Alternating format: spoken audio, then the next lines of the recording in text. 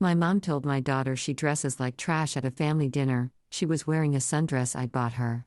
My daughter is 14. She ran to the bathroom and didn't come out for an hour. I paid the bill, left, and that night I canceled every shared subscription, account, and payment in my name. By morning, 38 missed calls and my mother waited until the bread hit the table. "Are you really letting her go out like that?" she said loud enough that the next table looked up. "Laura, you dress like trash." My daughter froze. She had been reaching for olive oil, laughing at something my cousin's kid said. The yellow sundress I bought her last weekend, the one she twirled in front of the mirror, turned heavy on her shoulders.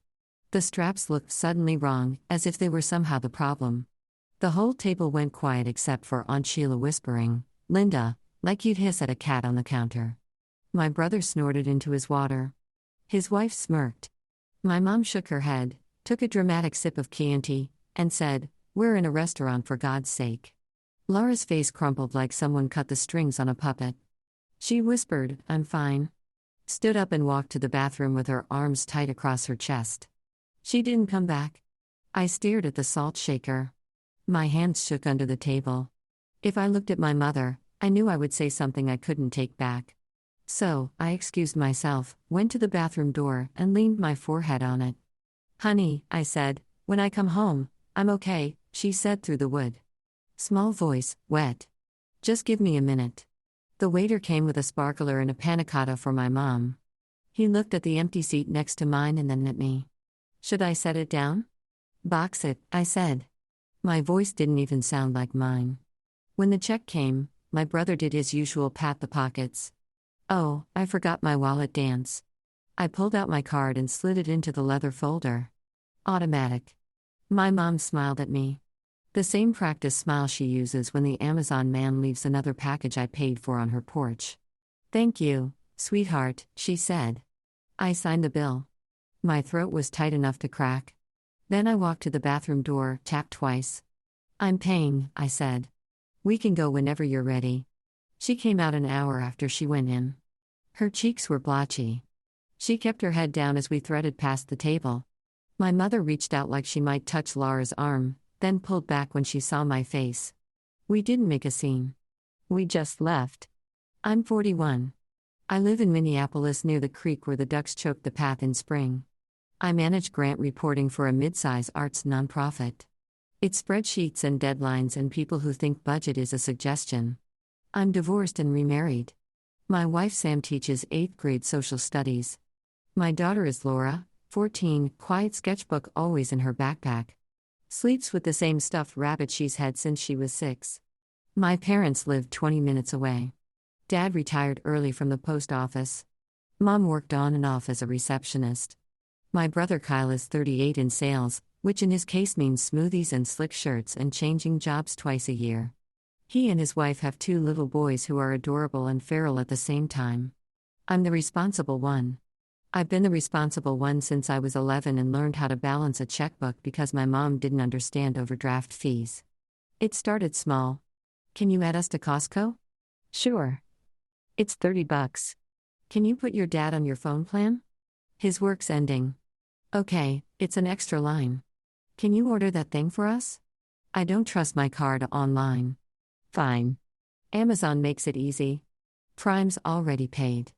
Then it was bigger. Their roof was leaking in 2019. $8,200. My parents had $600 in their savings and an unopened candle from a neighbor's wedding. My parents said, "We'll pay you back." They didn't. I told myself I wasn't expecting it. Kyle's car died. He needed $1,200 to get it out of the shop. "It's for work," he said like I should be impressed. I paid the invoice. He sent me a Venmo for $50 with a beer emoji the next week. That was the only payment. The summer cabin. I booked it for the whole family 4 straight years. $2,400 deposit each time. My mom picked the dates. My dad picked the lake. Kyle picked the bedroom. I picked up the bill. Every Friday for the past 2 years, I sent my mother $150. Groceries. It helps your dad's blood pressure. She would text me with a picture of a rotisserie chicken. "We're so grateful."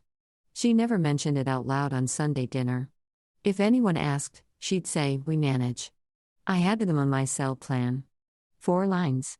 Mine, Sam's, my mom's, my dad's. $210 a month before taxes and fees. I had them on Netflix, Disney Plus, Hulu because there's always one show they'll only watch on Hulu, Spotify Family, and Apple Family sharing so they could see my pictures and accidentally delete them. My Amazon household included their address so Prime Day deals could arrive like a parade. They were authorized users on my store card for emergencies, which always looked a lot like scented candles and a few things from Home Goods. It would have been fine if it was just money. Money comes and goes. I make okay money. Sam and I live within our means. We have a mortgage we pay on time, a used Subaru, a used Honda, and a list on the fridge for silly treats we save up for like movie tickets and a new blender. It's the other stuff that hurt. Valentine's Day 3 years ago, my dad posted, "Happy Valentine's to the grandkids," with a collage of the 2 boys. No, Laura. It's just that you're not online much. And you know, Kyle's kids are more photogenic. She laughed like it was a joke. At Easter, they had baskets for the boys with candy and little toy trucks. Laura got a plastic grocery bag with a mug that said, "Grandma's favorite." It said that because I bought it for my mom the year before. They had forgotten it at my house and regifted it to my child. They would plan Cousin's Day at the trampoline park and not tell us. "Oh, we thought Laura doesn't like that stuff," my mom said after posting pictures. She's artsy. I pay for the annual zoo membership because the free guest is easier when we run into friends. My mom said when Laura got an art award at school, I texted the family with a picture. My mom replied with a thumbs up and then sent 3 photos of the boys in soccer uniforms to the group chat. My aunt actually wrote, "Congrats, Laura." My mom wrote, "Proud of all our grandkids," and tagged the boys' names only. I let it slide. I always let it slide. I told myself, they are old. They don't mean it. I told myself, family is messy. I told myself, I would rather keep the peace. My peace can take it. Laura is tough. She will grow out of this. She will develop a thicker skin. Sometimes I thought it started when I told my mom I was done co-signing. Kyle wanted a down payment for a truck last year. He called it an investment. I said no. The next week, my mom sent me a link to a different truck with a comment, "Your brother actually needs it." I refused again. She stopped bringing me her mail to help explain. She started making cracks at Laura's attitude. I started noticing the cold shoulder shifted a degree at a time toward my kid. When I bought the sundress last week, it was from a clearance rack, $24.99, yellow with white flowers. Laura put it on over her jeans in the dressing room and breathed in like it was oxygen. "Is it too much?" she asked. "It's perfect," I said. "If you feel good in it, it's perfect." She wore it today for my mother's birthday dinner. She came downstairs and asked if it was okay. "It's more than okay," Sam said, hand to her heart. "It's beautiful." At the restaurant, my mom didn't let her finish her first bite before she cut her down. It wasn't about the dress. It wasn't about spaghetti. It was about what they think Laura deserves. It was about what I've been paying for all along. I drove home with my hands clenched on the steering wheel. Sam sat in the passenger seat with a spare napkin in her lap like she was ready to muffle an explosion. Laura stared out the window. The sundress looked like something from a catalog in the streetlights. She had goosebumps on her arms. I turned up the heat. We got home.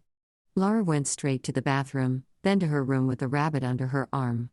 Sam went to the kitchen, poured water into a glass, handed it to me, then to herself, then went to knock softly on Laura's door. "Can I sit with you?" I heard her say. The door opened, the rabbit fell, then disappeared behind them. I sat at the kitchen table with my laptop. The table is pale wood with a scratch on one corner from where we tried to assemble an IKEA thing without reading the instructions. There were envelopes under the fruit bowl. A dentist reminder, a coupon for oil changes, a flyer for lawn services we don't need because Sam likes to mow. Says it clears her head. I opened my bank app. It wasn't dramatic. No cello music, no thunder. The first thing I did was cancel the Friday transfer. The screen says recurring transfer $150 Fridays to mom checking. I tapped edit. I slid active to off. It asked, "Are you sure?" I tapped yes. A green check appeared. Done. Next, the joint savings account I had opened with my mom years ago when she said she kept cash in a coffee can. There was $22.17 in it because she pulled from it any time Aunt Sheila talked about spending cash on kids. I clicked Close Account. It asked me where to send the balance. I picked my checking. Another green check. I went to my credit card authorized users Linda S. and Daniel S. It took 3 clicks to remove them. I had kept them on for emergencies. Apparently, there were a lot of scented candle emergencies. My thumb hovered. I hit remove. The app said, cards will be deactivated immediately. Replacement card will be sent to you in 7 to 10 days. Good. I opened the power company account for my parents' address. The account number is taped inside my mom's cabinet with a butterfly magnet in case the internet goes out. I had signed up for autopay after a late notice last winter. Autopay $44,442,214. My card. I clicked Cancel Autopay. Please confirm. Confirmed. It was 9:17 p.m. I called the cell phone provider. The hold music was a keyboard version of a song I hated in high school. When a woman answered, I said, I want to remove 2 lines from my account at the end of the billing cycle. They are not mine. They're my parents'. They will need to start their own plan. She asked for the numbers. I read them. She asked if I was sure.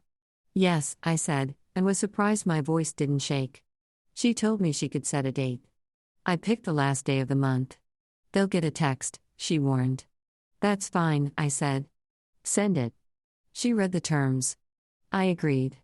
She thanked me for being a loyal customer. I hung up. Subscriptions. Netflix settings/manage/cancel membership. We're sorry to see you go. Disney Plus. End subscription. Spotify family. Remove members. I took off my parents' profiles. Hulu. Cancel after this month. Apple family sharing. I changed the sharing to just us Amazon. I removed their address from my household, changed my password, turned off one-click purchase. Costco. I went to my profile and removed the household card for my mom. I had to enter my membership number twice. The website glitched. I got angry at the spinning wheel symbol like it was a person. The page loaded. You have removed a household card holder. Green check.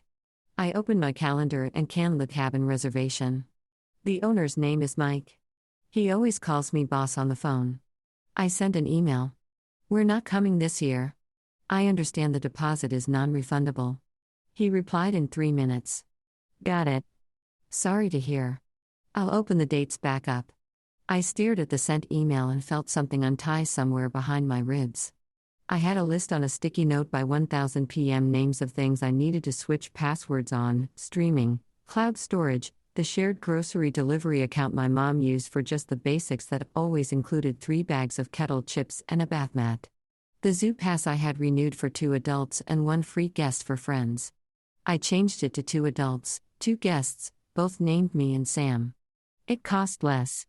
I opened our Amazon order history, scrolling past a set of grandma tea towels, a garden flag, a wooden sign that said, "Welcome friends," with a cartoon corgi, a ceramic frog. I kept trying to find the part where I was the one who noticed my daughter outgrew her jeans, and I had ordered her 3 pairs. That part was there, too, in between the frogs. Sam came out after a while. She put a hand on my shoulder. She's okay enough for now. She said she's in bed. She asked if she can skip school tomorrow. I said yes. She looked at my screen. What are you doing? I'm taking them off, I said. The words felt like a fence post sinking into solid ground. I'm done being the family plan. I'm not funding people who make my kid cry in public. Sam was quiet for a long beat. Then she said, "Do you need help with passwords?" I laughed. Then it wasn't pretty. I said, "I wrote them in the notebook under the cereal box in case something happens to me. You know, responsible to the end." We worked side by side. She took Netflix and Disney Plus. I took the phone plan. We changed the Wi-Fi name to something dumb because it felt like a small victory. We turned off purchase by voice on the smart speaker. I took the spare keys to our house. My mother's copy and my brother's, and put them in an envelope. I wrote return to sender. Stupid joke. Then tore it up, got a new envelope, and wrote my mother's name in neat block letters. At 11:18 p.m., I texted my Aunt Rel. She was at the dinner, the one who whispered, "Linda," I said, "we're home. Laura's okay. I'm canceling everything in my name. I'm not going to say anything tonight. If anyone asks, tell them to call me tomorrow." Michelle texted back almost immediately. "Good. I'm sorry, honey. That was cruel." Laura looked beautiful. She added a heart. "I'm here." I put my phone face down. I turned off the living room light. I stood in the kitchen and listened to my house. The fridge hummed. The furnace clicked. Sam rinsed 2 glasses and set them on the rack. Somewhere, a neighbor shut a car door. My daughter's door was closed. The rabbit was under her arm. I didn't feel triumphant. I felt tired, like I had been holding a heavy thing for a long time and finally set it down. And my muscles didn't know what to do. My phone lit up at 6:07 a.m. 38 missed calls. 5 for Mom, 7 for my brother, 2 from Dad, which meant Mom had his phone. The rest were unknown numbers. Probably relatives' phones used like burner lines. Group text. "Brother, Netflix isn't working. Is your car declined? Mom, why does my phone say it'll be shut off on the 31st? Your father needs it for his doctor. Kyle, are you insane?" The kids were crying because Disney Plus wouldn't load. I put the phone face down and made coffee. Sam kissed the back of my head. "You ready?" she asked. "I'll make a statement," I said. "Then I won't argue." At 7:01 a.m., I typed. "Starting today, I'm not paying for anyone's expenses but my immediate household. No more transfers, no more autopays, no more subscriptions. Your lines are off my phone plan at the end of the month. Set up your own accounts. I won't discuss this today. I won't fund a family my kid isn't part of." 3 dots for Mom. Then silence. Then a call. I declined. A text. "We need to talk. You embarrassed me last night." At 8:12, the doorbell rang. Long presses like a child. Then knocking. Dad's voice. "Sweetheart, open up." "Mom, we're just here to talk like adults." Sam spoke through the door. "Now isn't a good time. Laura is home. We're not doing this on our porch. This is between me and my daughter." Mom snapped. I stepped behind the door. "Mom, everything you need to know is in my text." "You're being dramatic," she said, sweet as syrup. "One little comment and suddenly you're a victim. One little comment." I kept my voice steady. "You told my child she looked like trash in public. I've paid your bills, added you to my accounts, bought your dinners. I'm done. You're off my accounts." A beat. "Is this Sam?" Mom asked. "Is this her idea?" "No," I said. "This is my idea. I'm not your backup bank." Dad tried to soften it. "Can we come in and sit? I need my phone for the doctor." "You have 3 weeks." I said they'll help you transfer. Footsteps. Kyle yelling before he hit the stoop. "Is this a joke?" "I need my phone for work." "Then pay for it," Sam said calm and flat. "You're a grown man." Kyle laughed. "What did she promise you?" "A new car if you turn her against her family." I didn't bite. "Kyle, I paid your car repair 4 years ago. You paid me back $50 with a beer emoji. This is me. This is done." They left angry. Mom texted all day. "Your father's phone." Over and over like repetition could turn it into life support. Laura stayed in her pajamas on the couch, half watching old baking shows. Later, she found me in the kitchen, sponge in hand. "Was it me?" she asked. "No," I said. "It was never you. I don't want to go to Grandma's for a while." "You don't have to." I told her, "You don't ever have to go anywhere you feel small." That night, we ate grilled cheese at the table. Sam poured ginger ale into stemless wine glasses. Laura laughed. Fancy. At 9 p.m., Mom called. I answered on speaker. "You can't keep your father's phone," she said. "That's elder abuse." "I'm not keeping anything," I said. "I'm removing you from my accounts. You're adults. Set up your own plans. We can't afford it. You couldn't afford what I've been paying for either. That's not my responsibility. I'm correcting my mistake." You're punishing us because your daughter is sensitive. She needs thicker skin. Then she won't learn that from me. I said, "Good night, Mom." By morning, Mom had posted a vague Facebook rant about betrayal. Michelle messaged me screenshots and one line, "Standing with you." Kyle texted, "Good luck without us." I replied, "We're going to be just fine." 2 weeks later, we didn't drive to my parents' house. We went to the farmer's market instead. Laura wore the yellow sundress with a denim jacket. No one called her trash.